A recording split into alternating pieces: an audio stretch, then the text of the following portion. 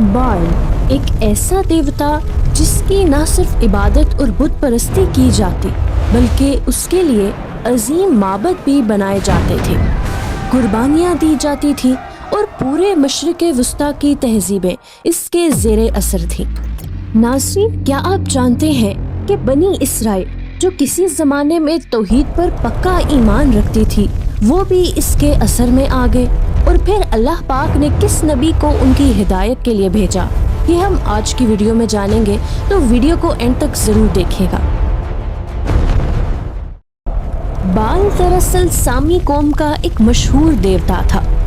इब्रानी ज़ुबान में लफ्ज़ बाल के मानी आका, मालिक या सरदार के हैं। अरबी में भी ये लफ्ज़ शोहर या मालिक के लिए इस्तेमाल होता है।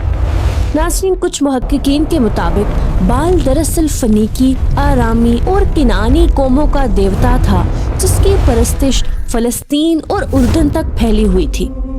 यूनानी मौरखीन भी इस बात का जिक्र करते हैं कि बाल की इबादत की जाती थी। फनीकी दरअसल एक ताजिर कौम थी जो कि एशिया से यूरोप तक तिजारत के लिए सफ़र करती थी। यही वजह है कि बाल परस्ती सिर्फ एक इलाके तक महदूद न रही बल्कि बाबिल, शाम और मिस्र तक फैल गई। लेकिन नाजरीन, सवाल ये है कि बाल परस्ती जैसी बुत परस्ती बनी इसराइल जैसे तौहीद परस्त लोगों तक कैसे पहुंची।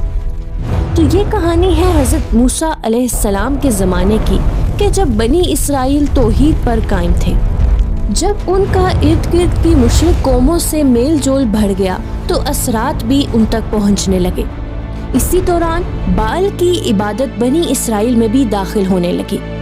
बाद में जब शुमाली फ़लस्तीन में इसराइली कबाइल की हुकूमत कायम हुई तो बाज़ हुक्मरानों ने बाल की इबादत को बाकायदा तौर पर सरकारी सरपरस्ती भी दे दी। लेकिन आपको ये जानकर हैरानी होगी कि ये इबादत सिर्फ आम इबादत नहीं बल्कि इसमें बाल के लिए बड़े बड़े माबद भी बनाए जाते थे जहाँ कुर्बानियाँ दी जाती थी। नाज़रीन, कदीम रवायात के मुताबिक बाल की इबादत बड़े बड़े माबदों में की जाती थी।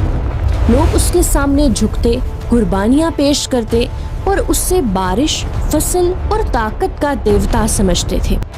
वक्त के साथ साथ ये इबादत मुआशरे में इतनी गहरी हो गई कि बहुत से लोग उसे अपना तहजीब का हिस्सा ही समझने लगे।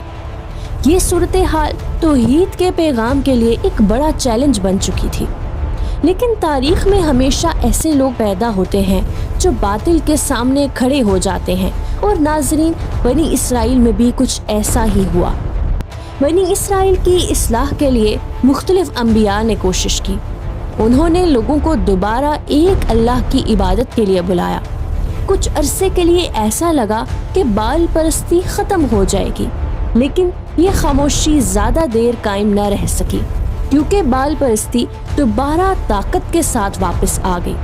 नाज़रीन, हज़रत सुलेमान अलैहिस्सलाम के बाद बनी इसराइल की सल्तनत तकसीम हो गई। इस सियासी कमज़ोरी का फ़ायदा उठाते हुए बाल परस्ती दोबारा फैलने लगी। इसी ज़माने में अल्लाह पाक ने बनी इसराइल की हिदायत के लिए एक अजीम नबी को भेजा, और ये नबी हज़रत इलियास अलैहिस्सलाम थे।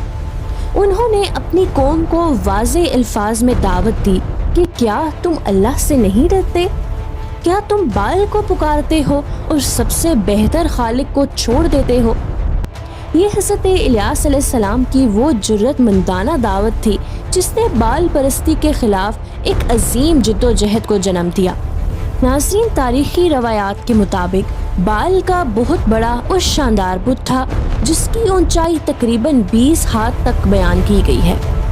इस बुत की देखभाल के लिए सिर्फ 1-2 लोग नहीं बल्कि 400 से भी ज़्यादा लोग मुकर्रर थे जिन्हें वो खादिम कहते थे और दिन रात उस इबादत गाह की खिदमत करते थे।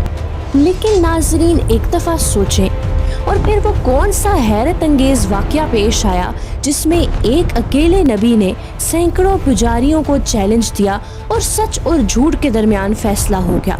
क्या वाकई आसमान से आग नाजिल हुई? ये सनसनीखेज वाक़या हम अगली वीडियो में आपके साथ ज़रूर शेयर करेंगे। तो तब तक के लिए हमारे चैनल को सब्सक्राइब कर लीजिए और हमारे साथ जुड़े रहिए।